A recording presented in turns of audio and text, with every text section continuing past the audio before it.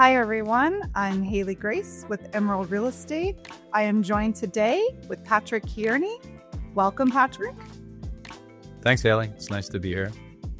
Today, we're going to be discussing home inspections in Nicaragua. Patrick, give us a little background about how you found Nicaragua and what you're doing here and your business. I came to Nicaragua about 24 years ago. I've been living here for 18 years. I am a designer and builder. My company is called PK Design Build, and we specialize in designing and managing the constructions of homes and some commercial projects as well. So Patrick, with home inspections, can you tell us a little bit more about why you recommend them to anyone looking to purchase in Nicaragua? Why are they critical? And, for a lot of our clients from North America, from US and Canada, what's important about a home inspection in Nicaragua? Well, I think it's important, no matter where you live in the world, to make sure your investment's safe and sound. And that certainly is true here in Nicaragua. I've worked here for 18 years, and I'd say it's rare when I find a serious structural issue, but every now and again they do occur. Most of the issues are minor electrical and plumbing, cosmetic. But with anything, you want to make sure, if you're going to put a significant amount of money into something, make sure that it's sound. And, our approach is to do a structural revision of the home first. And I usually bring a structural engineer with me, as well as an electrician and a plumber, so that we can cover all the bases that are really important. And so the structural engineer and myself will walk around and look for any noticeable cracks, anything that really calls attention and may indicate that there's a significant or larger problem. Most of the time when we see cracks, they're superficial. Maybe it's just a crack in the stucco, but it's always good to check. If we think it's a really significant problem, we can bring in another specialist with certain equipment, and they can actually evaluate the integrity of the concrete and the structural columns and beams. We prioritize making sure the septic system functions well. Every outlet is tested. We look under every sink to make sure the connections are done correctly. And same thing, the electrician will go through the whole electrical panel, make sure everything's sized correctly, everything's tight. And most importantly with the electrical is that the line coming from the street into the house is the proper size and material. And so if all those things are sound, if you come into any issues after purchase, they're usually minor and could just fall under normal home maintenance. Sure. That's great. You have a very nice detailed report that you give clients, lining everything out, major and minor. And I know that helps put clients at ease during the transaction.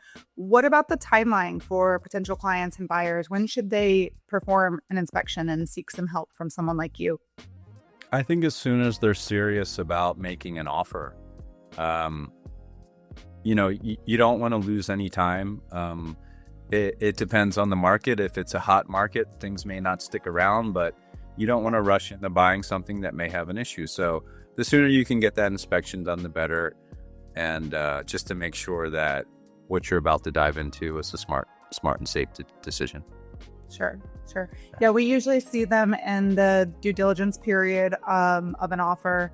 There's usually a clause with a contingency for, a buyer to have a certain time period to perform an inspection and either proceed with the purchase or back out, in some cases. And then what about, we're kind of speaking more about a built home, construction. Do you recommend land inspections? Have you done those before? And do you think they're useful and important? I have not done a formal land inspection, but when I'm looking with clients at potential lots they might buy, it's essentially the same thing. And of course, it's important because Nicaragua has two extreme seasons, a wet season and a dry season. And there's a lot of things you want to consider. How much rainfall it will collect and hold. Will it drain well? Do the soil conditions look good to build on?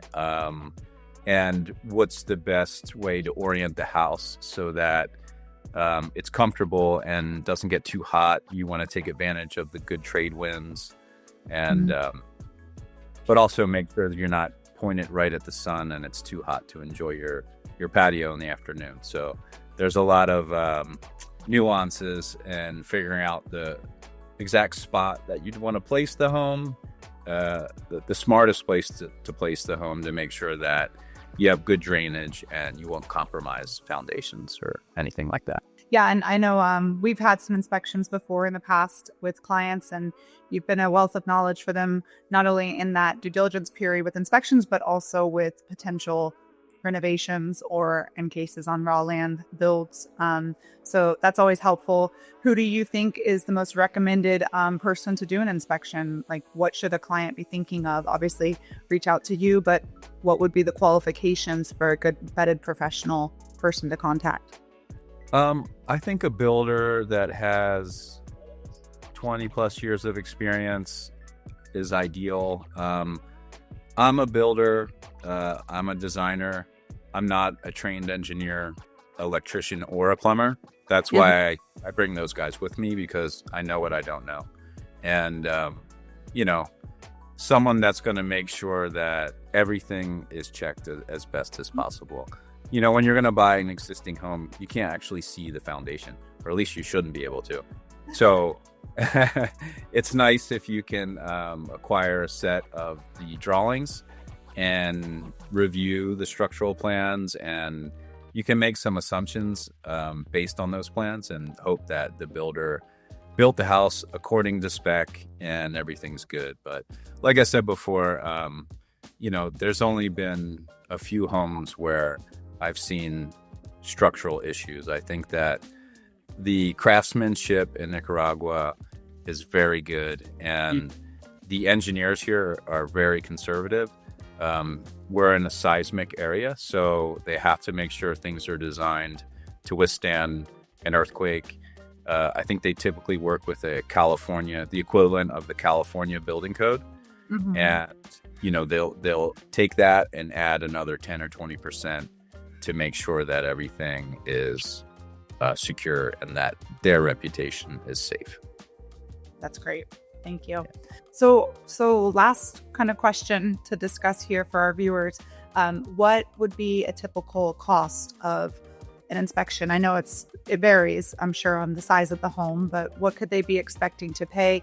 And especially weighing out the cost of an inspection, the value and the worth of doing that if we're purchasing a home. My costs could range from $300 to $850, all depending on the scope of the work.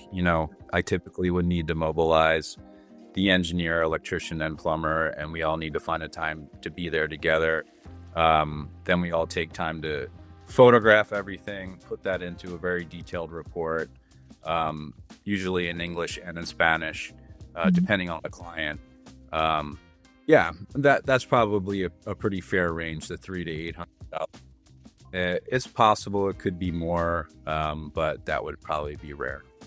Okay, thank you. Yeah, that's very helpful. Well, thank you so much for your time today, Patrick. It was really great seeing you and discussing. We appreciate you sharing your knowledge with us. Thank you, Haley. It's always nice to see you, and I appreciate you and think you do a wonderful job. Oh, thank you, Pat. Well, thank you for watching today, guys. If you liked this video and would like to see more from us, please remember to like, comment, and subscribe. I'm Haley Grace. See you next time.